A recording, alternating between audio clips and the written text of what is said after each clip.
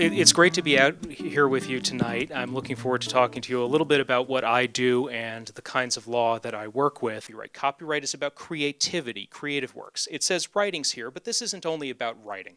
It's about music. It's about audiovisual works. It's about sculpture. It's about all the things that we can do to express ourselves in an artistic way. Remember, copyright covers original works of authorship. Now, what does that mean? Works have to have a spark of creativity. It isn't enough that you put a lot of effort into it.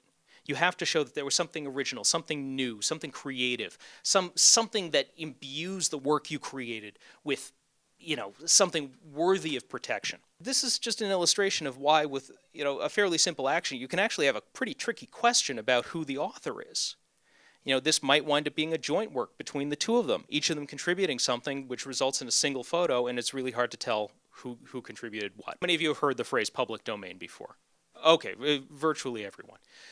This is the idea that sooner or later, copyrighted works are no longer copyrighted. They become public property. My rule of thumb is that if it was created by somebody in the ancient world, you're probably okay. If it was a painting that's more than 200 years old, you're probably okay. Otherwise, you're better off looking for a legal opinion to help you be sure about what you're doing, what you're looking at. Doesn't matter how creative your idea is, if you don't write it down, if you don't express it in some tangible form, it's not protected.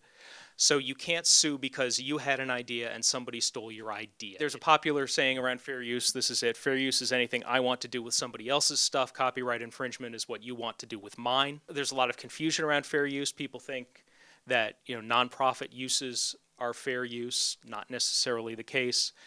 The internet is based on linking. You're hyperlinking to other people's content all the time, so what's the difference? Actually, there's a significant difference. Now, what the court is looking for most of the time is what's known as a transformative use. You're doing something new and different. You're trying to express some new idea. You're trying to maybe comment and criticism we mentioned earlier. You're trying to comment on the original work, so you need to use portions of that work to make your comments. By allowing these kind of transformations of the original work, these new formulations of it for different reasons, that supports the purposes of copyright to increase the flow of information to the public, increase the flow of new creative works. Creative Commons is just a licensing standard which is free for anybody to use. They are prepackaged copyright permissions which some people have hooked onto their work to allow people to use them for free. There are search engines which just look for Creative Commons works. You can use Google search to search specifically for things that are open licensed in this manner. There are different kinds of licenses. Some of them say you can use it, but you can't use it commercially. Some of them say you can use it, but you can't change it. Some of them say do whatever you want with it, just you have to tell people that I'm the one who created it.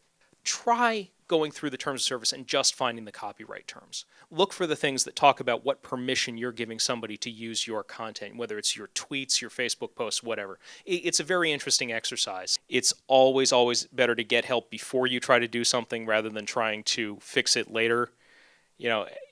Easier to ask forgiveness, not in this context. Law school legal clinics are a great place to find some low-cost help.